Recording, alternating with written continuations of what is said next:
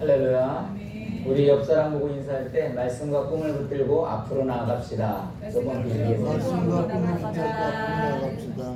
네, 오늘도 정말 하나님이 주시는 말씀을 붙들고 또 이민 가운데 승리하며 나아갈 수 있는 또 저와 여러분이 되기를 주님 이름으로 간절히 축원합니다.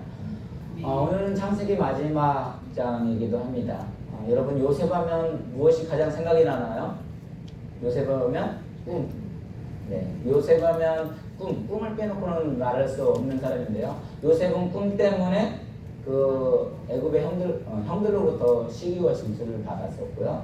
또 그 꿈 때문에 어쨌든 이스마엘 미디안 상인들에게 팔려가서 노예 생활도 해봤고 또 꿈 때문에 바로 앞에 서는 그런 일도 있었습니다. 그래서 이 꿈이라는 것은요 어떻게 보면 참 좋은 겁니다. 비전을 제시하고 목표를 제시하고 또 나아갈 수 있는 거니까요. 근데 성경이 없었을 때 꿈은 무엇일까요?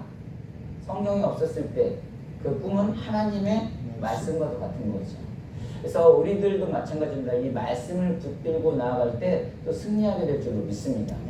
근데 이게 항상 말씀 붙들고 또 꿈을 붙들고 나아가면 좋은데 거기에는 뭐예요? 항상 도전이 오기 마련이에요. 근데 이 요셉이 어느 정도였냐면 항상 살아서도 어떤 꿈, 비전, 하나님의 말씀을 붙들고 살아갔는가 하면 죽어서까지도 이 꿈을 놓지 않아요. 하나님의 말씀을 그 후배들에게 전하면서 시작이 되어집니다. 그래서 오늘 본문은 이렇게 시작을 하죠. 우리 50대 24절을 같이 읽습니다. 시작. 요셉이 그의 형제들에게 이르되 나는 죽을 것이나 하나님이 당신들을 돌보시고 당신들을 이 땅에서 인도하여 내사 아브라함과 이삭과 야곱에게 맹세하신 땅에 이르게 하시리라 하고 지금 뭐라고 하고 있어요? 요셉이 그의 형제들에게 이르되 이제 나는 죽을 것이다. 하나님 당신을 돌보시고 나를 이 땅에서 인도하여, 이 땅은 어디를 말하는 거예요? 애굽을 말하는 거예요. 애굽에서 인도해서 아브라함, 이삭, 야곱의 맹세 땅에 이르게 하시고 야곱에게 맹세하신 땅은 어디예요? 가나안에 이르게 해달라는 거예요. 그러니까 내가 죽더라도 어떻게 되는 거예요? 여기에 묻지 말고 가나안 땅에 갈 수 있게 해달라고 지금 말을 하는 거예요. 그런데 이것을 조금 지나가지고 25절에 바로 또 뭐라고 해요? 같이 있습니다. 시작. 요셉이 또 이스라엘 자손에게 맹세시켜 이르기를 하나님이 반드시 당신들을 돌보시리니 당신들은 여기서 내 해골을 메고 올라가겠다 하라 하였더라. 요셉이 말했어요. 또 이스라엘 자손. 이스라엘은 누구예요? 아빠 야곱. 야곱이 이스라엘에 이랬으면 그 이스라엘 자손에게 맹세시켜가지고 또 뭐라고 했냐면 하나님 반드시 당신들을 돌보실 것이다. 당신들은 여기서 내 해골을 메고 올라가겠다 하라. 그러니까 내가 묻힐 곳은 이 애굽의 땅이 아니라고 말을 하는 거예요. 지금 어디 땅이라는 거예요? 가나안 땅이라는 거예요. 지금 내 몸은 애굽에 있지만 나는 어디에 갈 사람이야? 가나안 땅에 갈 사람들이니까 나의 해골 누구를 뭐 여기서 묻는다고 뭐 가져간다고 해서 뭐가 되겠냐마는 지금 그들에게 뭐냐면 내 땅을 내 육신을 가나안 땅에 같이 가게 해달라는 거예요. 사실 이거 어떤 배경들을 보게 되면 이 애굽은요 이 시신을 쳐내는데 아주 발달된 나라예요. 그래가지고 여기에 보면 이게 이 의고를 처리하기 위해서 그 본문에도 50장 1절에도 보면 아버지가 그 돌아가셨을 때도 어떤 상황이 벌어져요? 40일 동안 하고 70일 동안 조문을 하잖아요. 근데 사실 뭐 야곱의 은혜보다 누구예요? 요셉이 애굽의 총리로 있다 보니까 아버지가 돌아가셨을 때도 그런 일들을 해요. 근데 40일 동안 이게 보존할 수 있는 게 뭘까요? 이게 보니까 애굽의 시신을 아주 뭐랄까 발전이 많이 돼가지고 미라로 만들다든가 아니면 생매장을 했는가 그건 나와 있지는 않지만 그 정도로 시신에 대해서 아주 발달이 되어 있어요. 그래서 애굽에서 처리하지 아니하고 그걸 어디까지 그 해골을 메고 가나안까지 가게 달라고 다시 이스라엘 백성들에게 지금 강조를 하고 있는 맹세까지 시켜가지고 그런데 진짜 자기 꿈으로 먹고 살았던 사람이 죽어서까지 그 꿈을 이스라엘 백성들에게 지금 전수를 하고 있는 상황이에요. 그런데 정말 그 꿈이 이루어집니다. 이스라엘 백성들이요 출애굽을 해가지고 나가는데 이제 광야에서 출애굽을 해서 이스라엘 가는데 그 모세가 정말 끌고 와요. 모세 그 출애굽기 13장 19절입니다. 같이 읽습니다. 시작. 모세가 요셉의 유고를 가져갔으니 이는 요셉이 이스라엘 자손으로 단단히 맹세하게 하여 이르기를 하나님이 반드시 너희를 찾아오시리니 너희는 내 유고를 여기서 가지고 나가라 하였습니다. 그 이스라엘 백성들 모세가요 정말 그거를 두고 요셉의 유고를 가져가는, 핵을 가져가는 거예요. 아까부터 뭐 유신을 먹는 그런 문제가 아니라 정말 하나님이 그 가나안 땅에 너희들은 백성 가야 할 문제라고 해서 지난번에도 말한 대로 그 세겜 땅에 너희들은 왜 그쪽에 가야 한다는 거예요? 하나님이 여기서 너희들을 살 사람이 아니다. 가나안 땅에 갈 사람이다. 이스라엘 백성들은 하나님이 제시한 가나안 땅은 갈 사람이라는 걸 그 꿈을 계속해서 지시를 해주는 거예요. 그래서 이 사람은 정말 꿈으로 먹고 세상적으로 말하면 꿈을 다 이뤘던 사람이에요. 왜냐하면 애굽의 가장 강대국이 총리까지 해봤잖아요. 누릴 거 다 누려봤잖아요. 그럼에도 불구하고 이가 흔들리지 않았던 건 뭐예요? 항상 하나님의 그 꿈, 하나님의 말씀을 붙들었기 때문에 이가 흔들리지 않는 삶을 살았었거든요. 그런데 죽어서까지도 자기 혼자만 꿈을 먹고 사는 것이 아니라 뭐예요? 이 이스라엘 백성들까지 그걸 전가시킴으로 말미암아 이스라엘의 목표를 제시해 주는 거죠. 그래서 우리들의 삶은 항상 내가 어떠한 삶을 살아가는 매우 중요한데 어떠한 가치관을 가지고 있느냐가 매우 중요한 거예요. 그래서 예를 들어 정치하는 사람들은 모든 것이 생명이 뭘 거야? 권력이에요. 정치예요. 그래서 보통 이 정당이라고 하는데 그 정당을 목표로 사는 사람들은 정치도 어떻게 돼요? 야당이면 여당 상관없어요. 그냥 기회만 되면 어떻게 돼요? 옮겨버려요. 왜 그러냐면 자기의 모든 집중이 어디에 돼 있어요? 권력, 그 정치에 묶여있기 때문에 그거를 모든 생명을 다 걸어버려요. 저희 집이 예전에 어렸을 적부터 강아지를 한 30-40마리 키웠다고 말씀을 드렸었잖아요. 근데 하루는 지인이 이게 종류가 다르더라고. 강아지도 푸들의 종류를 한 가져왔어요. 한 2-3달만 좀 키워달라고. 근데 저희 집에 강아지들 들어오면 어떻게 키우냐면 그냥 강아지, 똥강아지들, 뭐 누렁이 같은 데서 다 밖에서 키우거든요. 근데 이게 푸들은 그렇게 키울 수 있는 게 아니더라고요. 저희 집에 들어왔어요. 방에 들어와가지고 거기에 보니까 개 뼈다귀도 따로 있고 개 치약도 따로 있고 먹을 것도 따로 있어요. 신기해요. 그래서 이게 워낙 강아지를 좋아하다 보니까 이제 우리 삼형제들 강아지를 다 좋아하거든요. 그래서 방에서 키우는데 논의를 했어요. 이 강아지 어떻게 하냐? 너무 이쁘니까 밖에 있는 강아지를 쳐다보지도 않았는데 우리의 형제들과 같다. 그래가지고 이름을 줬어요. 뭐라고 줬냐면 저희 형님이 박상철, 제가 박상중, 제 동생이 박상건, 얘는 박상조. 그래서 상조야 상조야 그랬더니 저희 아버지가 그 얘기를 듣고 기록을 하셨어요. 얘 그럼 아빠가 이걸 낳는 거냐? 그러면서 끝났던 게 있는데 어쨌든 얘는 목표가 뭐냐면 간식에 목숨을 걸더라고요. 간식 다른 건 뭐다. 간식 하면은 이거 알아들어가지고 간식 끼끼끼끼 하면서 막 간식 달라고 목숨을 걸고 와요. 그래서 개맛도 못 한다는 사람들이 있잖아요. 무슨 소리인지 이해가 될 것 같아요. 이 푸들이라는 이름은 박상조라는 개는 하여튼 오기만 하면 그냥 그 간식에 목숨을 거는 거예요. 우리도 마찬가지예요. 요즘에 계속해서 저희가 보는 게 지금 에스겔 말씀을 보고 있거든요.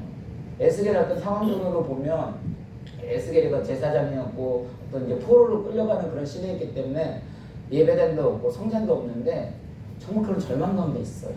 그런데 하나님의 꿈, 계시, 다시 말해서 하나님의 말씀을 붙들었을 때 그 가운데 희망을 보고 또 소망을 갖게 됩니다. 우리도 마찬가지죠. 정말 절망과 희망가 있을 때 가장 우리의 원동력이 될 수 있는 건 뭐라고요? 말씀인 줄로 믿습니다. 그래서 요셉이 정말 꿈을 갖고 그 말씀을 붙들고 나아갔던 것처럼 저와 여러분도 다른 것들이 아닌 정말 말씀을 붙들기를 원합니다. 근데 어떤 분들은 대부분 많은 분들이 권력 아니면 또 뭐예요? 돈을 보고 가요. 그래서 직장을 받더라도 돈을 월급 많이 주는 대로 많이 가게 돼요. 그러면 사실 여기만 많이 줄 거야? 이렇게 또 살다 보면 더 많은 데 있으면 그거 또 옮길 거야? 그거 또 옮겨요?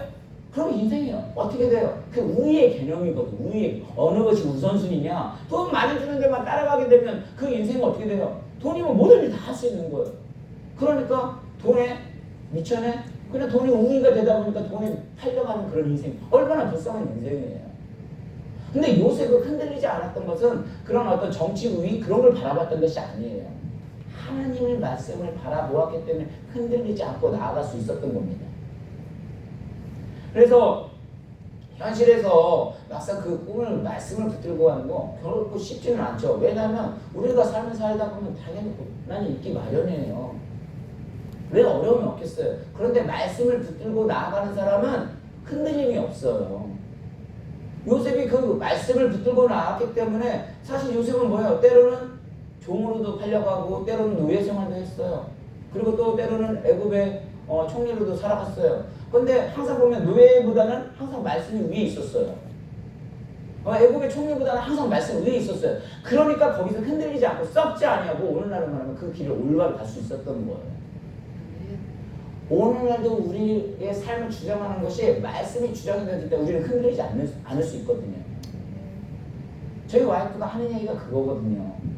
목회가 때로는 힘들고 어려울 때 저도 항상 얘기를 하잖아요.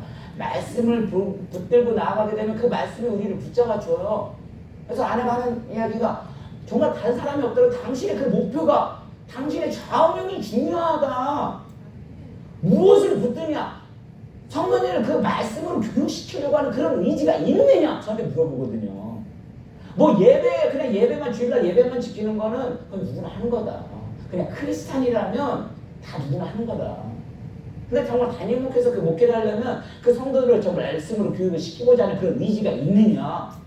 그걸 물어보는데 이게 하나님 말씀으로 꽉 찔리는 거예요.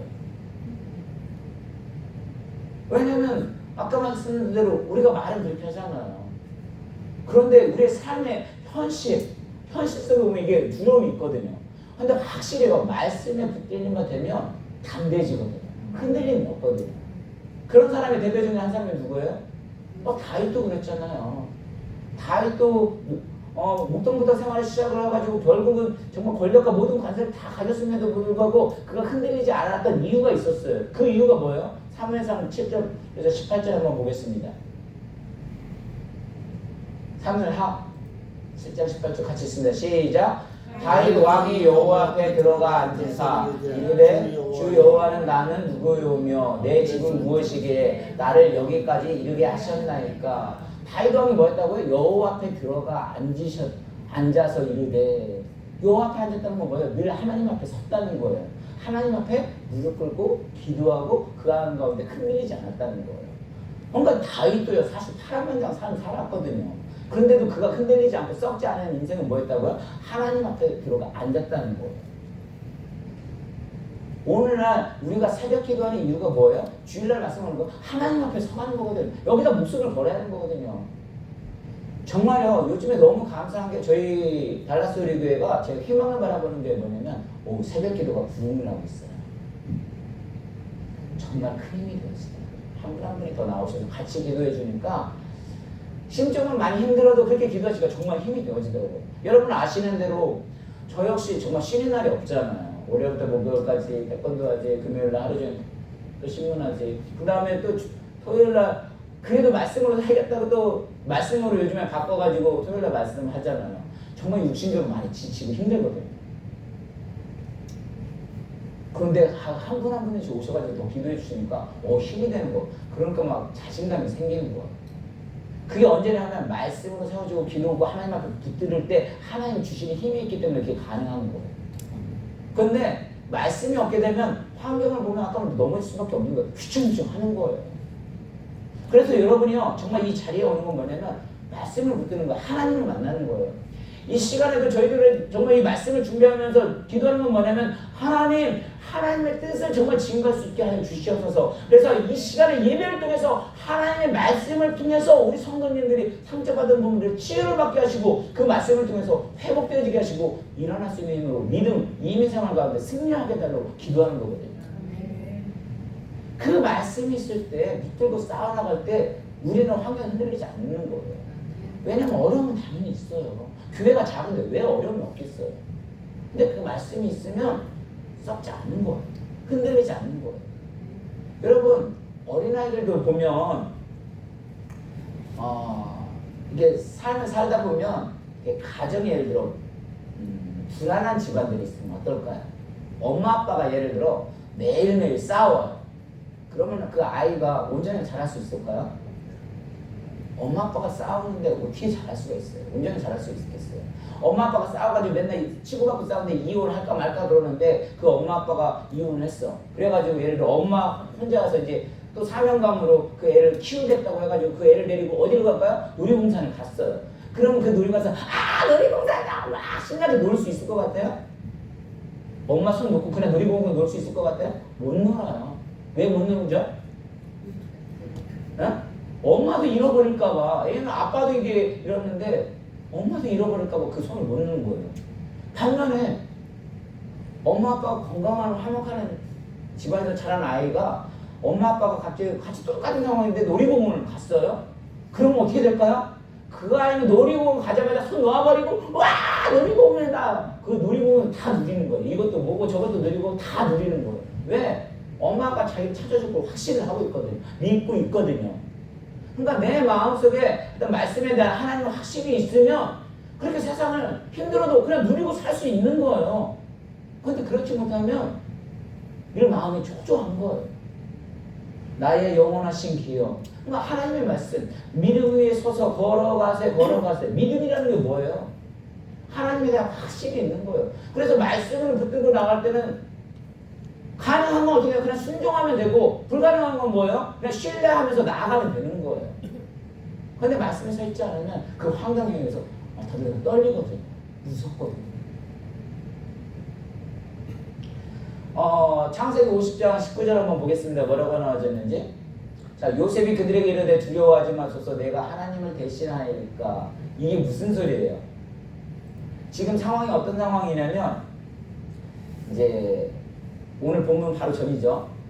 이 요셉이 이제 아버지인 야곱이 50장 1절부터 보면 죽어요. 돌아가셨어요. 그러니까 이 형제들이 와가지고 이제 18절도 그의 형제들이 또 친히 와서 요셉의 앞에 엎드려 이르되 우리는 당신의 종들입니다 라고 말하고 있어요. 무슨 소리냐면 여지까지는 아버지가 계셨기 때문에 뭐예요? 이 요셉이 우리를 지켜줬다고 생각을 하는 거예요.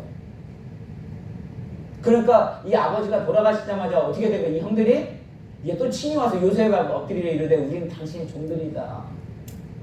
이게 왜 그래요? 사실 이미 요셉은 그 형들을 다 용서를 했었거든요. 이게 죄에 대한 어떤 그 두려움이기도 하죠.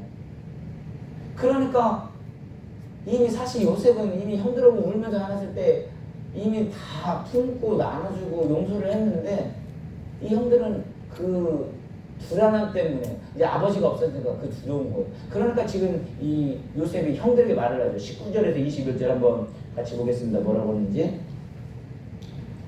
19절에서 21절까지 같이 있습니다. 시작. 요셉이 그들에게 이르되 두려워하지 마소서 내가 하나님을 대신하리이까 당신들은 나를 해하려 했으나 하나님은 그것을 선으로 바꾸사 오늘날 같이 많은 백성의 생명을 구원하게 하시려 하셨나니 당신들은 두려워하지 마소서 내가 당신들과 당신들의 자녀를 기르리다 하고 그들을 간곡한 말로 위로하였더라. 걱정하지 말라는 거죠.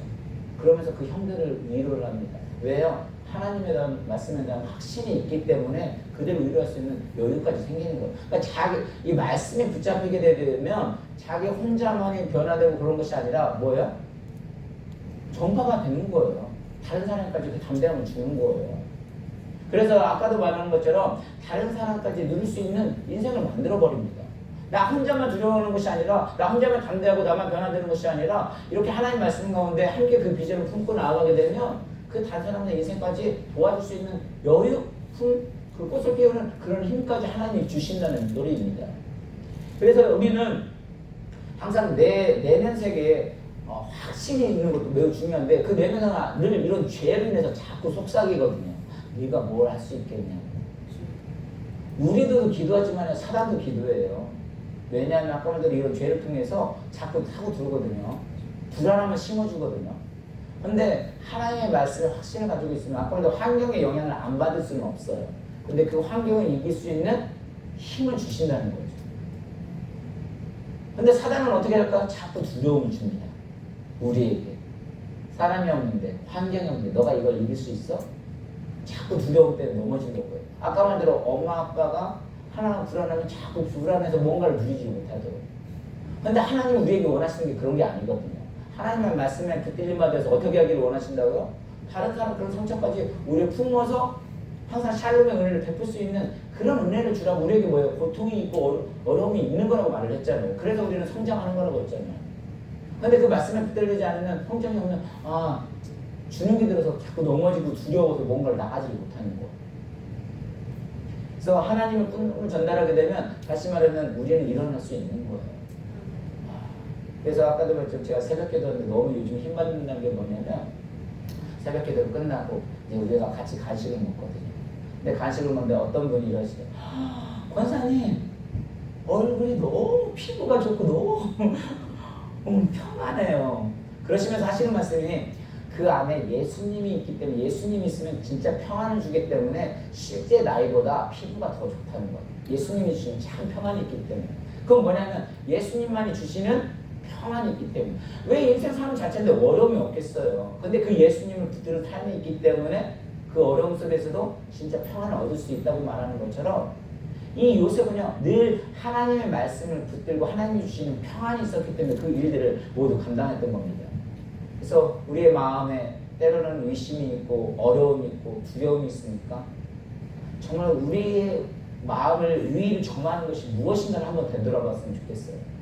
근데 이 요셉은 살 때도 꿈으로 살다니 죽어서까지 그 꿈을 전달함으로 말미암아 정말 이 나중에 보면 이제 출애굽기 가면 이것이 정말 그 가나안 땅으로 가지거든요. 들고 그 이스라엘 백성들이 데리고 가잖아요. 아까 말대로 모세가 데리고 나가잖아요.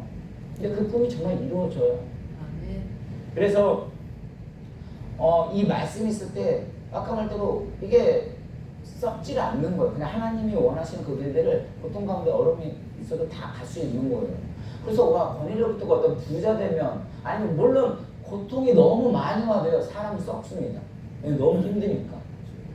그러면 너무 이게 풍부해도 안 썩나요?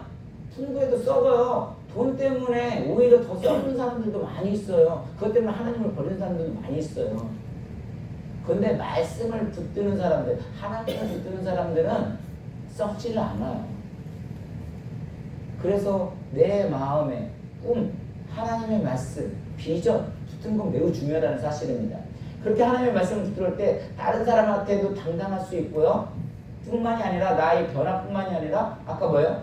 나의 옆 사람에게도 그 영향력을 끼칠 수 있는 거예요.